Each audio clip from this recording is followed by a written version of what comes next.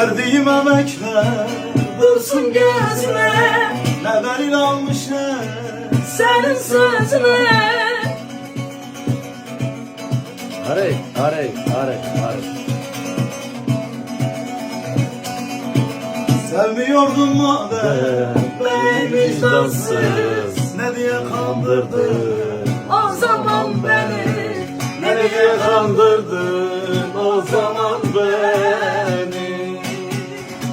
Boşuna sevmişim seni boşuna, dert çileyi bela ettin başıma.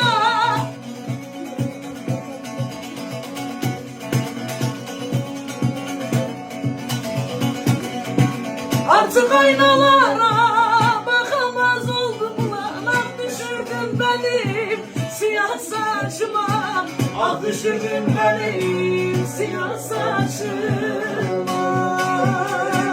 ah düşürdün benim siyah saçıma.